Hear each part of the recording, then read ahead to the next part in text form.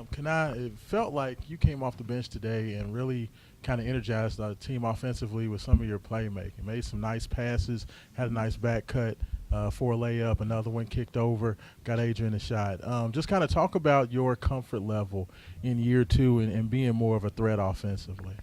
My comfort level is at an all-time high right now. You know, I'm putting in a lot of work behind the scenes, and I'm just leaning on that when it comes to game time. So it just feel like it's second nature, and it might be new to some of you guys, but that's what I do. I feel like I'm a good facilitator, and I get the job done. Yeah, this could be for anybody. You guys talk about just how deep this team is. That's been something that that PK has been selling since the off season. I'm just wondering, how much fun is it on a night like tonight when you feel like you're getting so many different contributions from different guys, and you're able to show off just a bunch of different things you all can do. I think it's extremely fun. You know, we all want to see each other win. So when we got our time to shine, we gonna take it. And then when it's our partner time to shine, we gonna root them on and just keep on going. And it's contagious, as y'all can see. For Adrian, could you talk about the stretch there? I think it was 5 or 6 3-pointers in 2 minutes, broke the game open, really. I feel like that was it was fun being on the court at that time. We was moving the ball around, shared the ball very well. Got my teammates some open looks. My teammates got me some open looks. So it was fun, being out there playing basketball.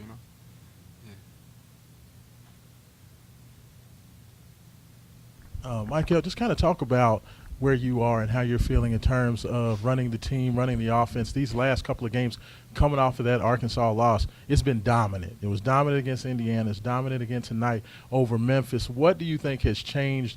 And for yourself, how do you feel like you're growing in that role?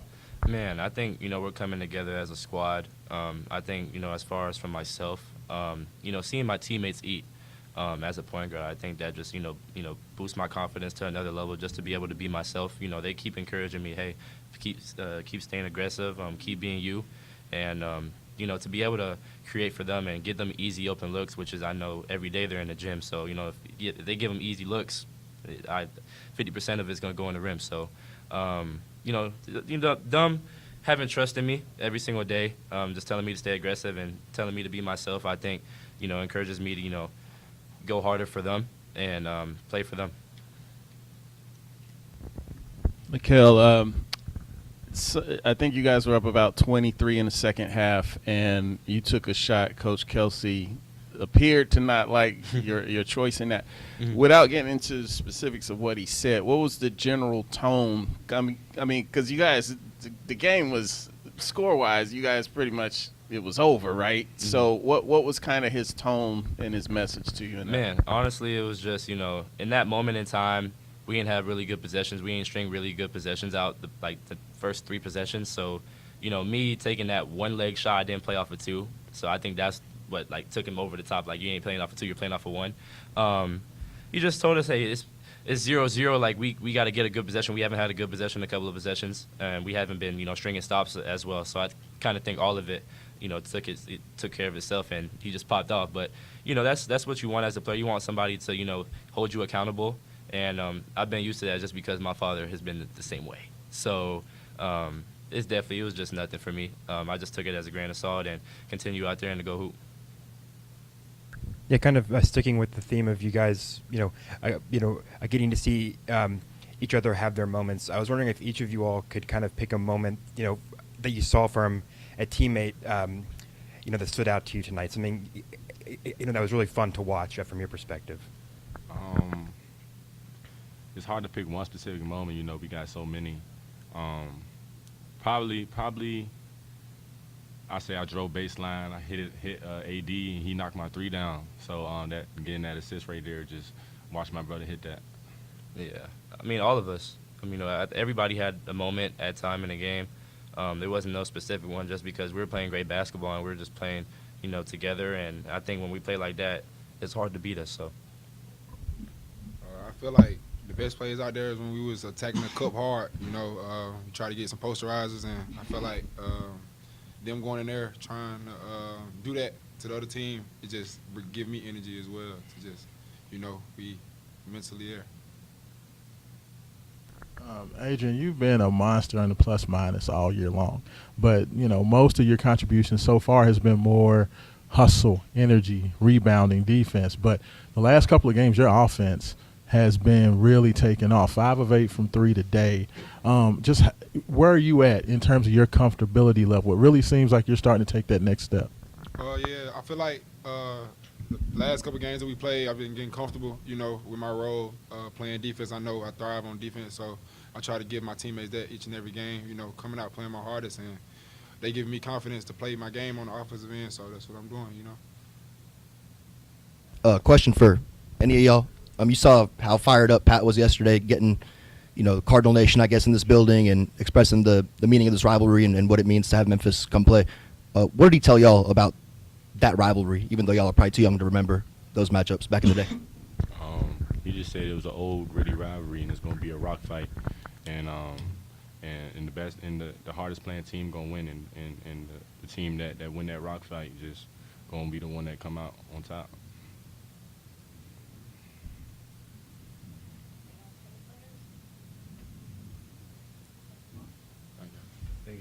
Thank you.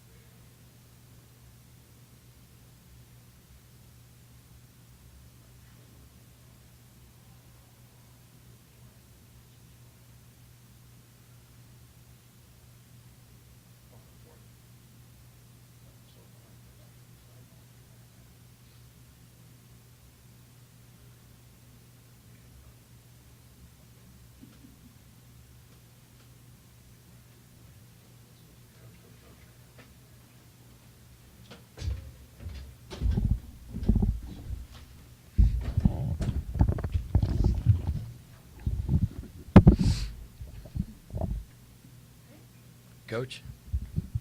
Everybody's ready. We'll go ahead and have Coach Kelsey start us off with a statement. Coach. Yeah, a couple things I want to say before we start with questions. One is, I guess you could say I challenged our fans, and they responded, man. They responded. I thought the atmosphere was awesome. Awesome. There were moments in the game where it got really loud at the right time. It was awesome. There's juice in the building, man. We had some big-time recruits here, and they saw a big-time atmosphere. So shout out to Card Nation. And everybody was like, man, were you upset? You're challenging. That's just PK. It wasn't mad at anything. It just, my blood started flowing. I started thinking about the game and how important it is to have that six-man environment. So I got going a little bit, and y'all responded. So thanks very much for that. Special day, honoring the 1975 Final Four team, retiring the jersey of one of the greatest citizens in the history of our city, one of the great players to ever play here. I mean, one of the most deserving banners to live up in the rafters of the Yum Center forever and ever. I talked about Junior the other day in my press conference, just the role model, the example that he is for every Card player that ever puts on a jersey. The way he represented that jersey when he played here, and then the way he represented that jersey when he finished his playing career and he went into the professional world, and the way he impacted so many people in so many ways and left a unbelievable legacy. So it was kind of cool that we got to do it on a day where we played Memphis because of the past rivalry and the history of the two programs. It was just very nostalgic, and I thought it was really special. Crowd was awesome. Ceremony was great. We got to have Ryan and Eden and Justin, Junior's children, in the locker room after the game. They spoke to the team. They were unbelievable. It was just a really, really cool, special day. And it was really, really awesome to be a part of it. Questions for Coach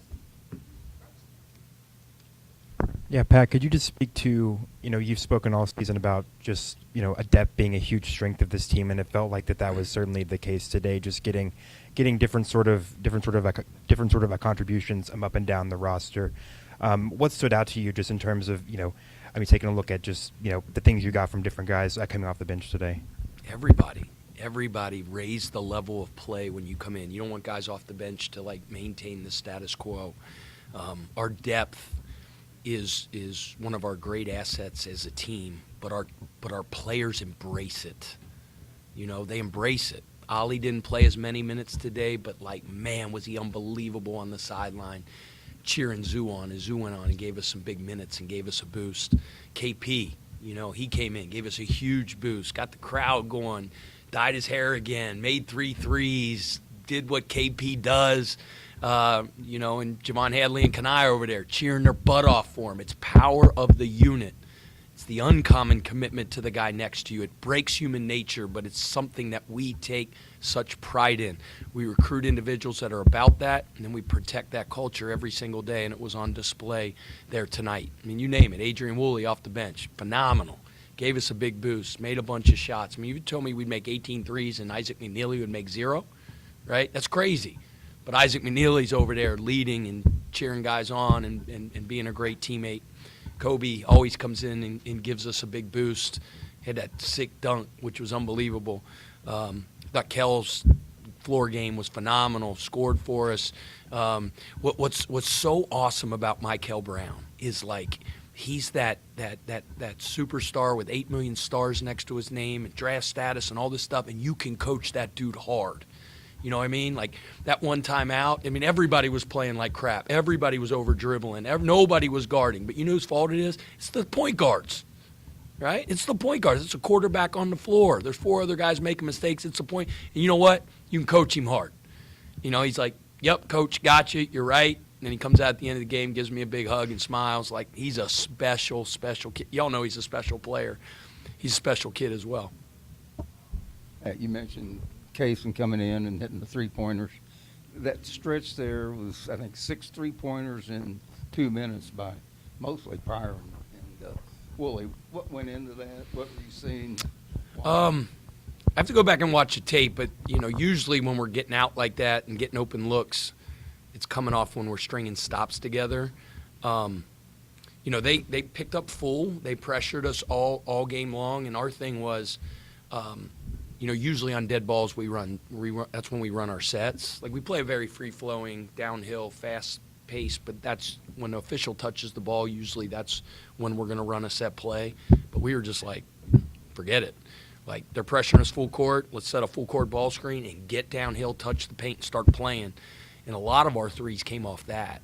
So it was a lot of broken plays, touching the paint. They're helping. We sprayed it.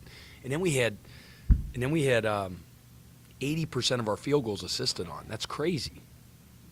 That's crazy. I think 24 of our 30 field goal attempts were assisted on. Like, our goal's 55%. That's what our goal is pregame. We're 80% of our field goals assisted on, and we've said this so many times because that happens a lot where we have those high assist percentages. It's guys giving up good for great, and sharing the ball and getting other people's shots.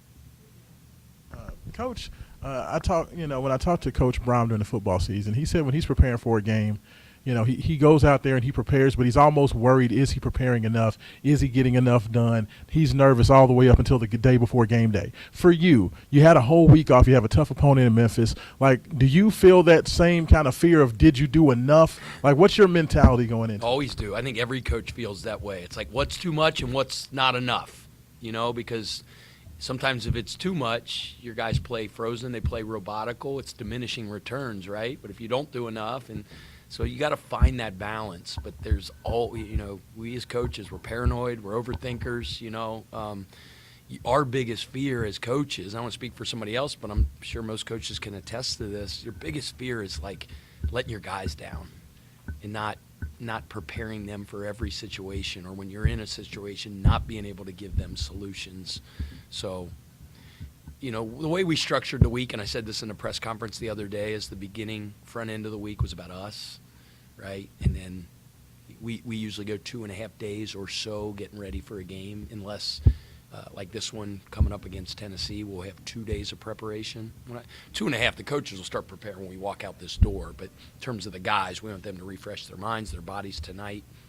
And then we got to have a smart practice tomorrow because they're a little beat up. You don't want to go hard the day after a game, ramp up a little bit.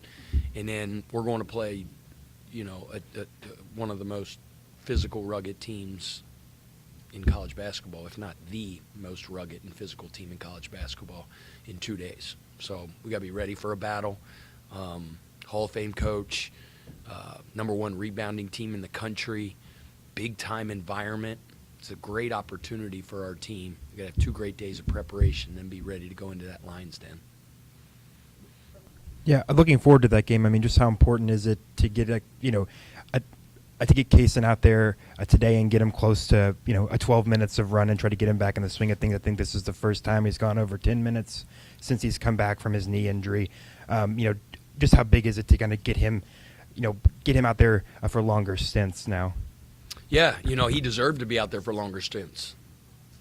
He did. He went in, he guarded his butt off, he was on his assignments, he was playing hard, he's making plays. Like, it's not like this guy's playing this many minutes in the game. Like, you earn your minutes, and he definitely did that tonight. Played really well for us.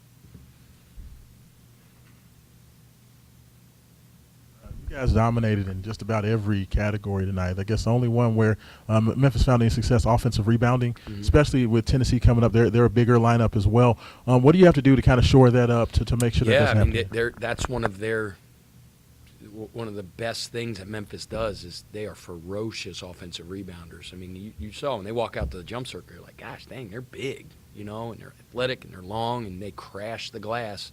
I thought we did a really good job defensively. What they started to find success in is, they just spread us out and they just tried to put their head down and drive and put foul pressure on us. A lot of and we know that, like, number one's a really good player for them. But a lot of their shots were lower percentage shots, mid-range, off balance. But, like, those are passes to the other 4 players to them. They just get it up on the glass, and then it's like football. You know, you got to hit, you got to go fight for the ball. That was a major, major focus going into this game. Could we have been a little bit better? Yes. I think they got 38% of their misses, which is a little bit too high. I think we got 33% of our misses back. We want that to be a little bit higher. But they challenge you in that regard, and then, as we know, Tennessee's going to do the exact same thing in 2 days.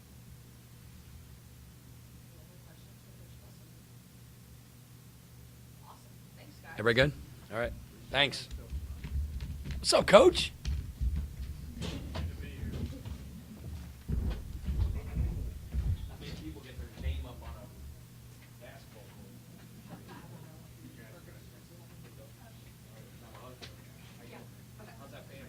I don't know if Kirk needs one or if Coach Hardaway needs one, but just have them. I guess give it to Lori.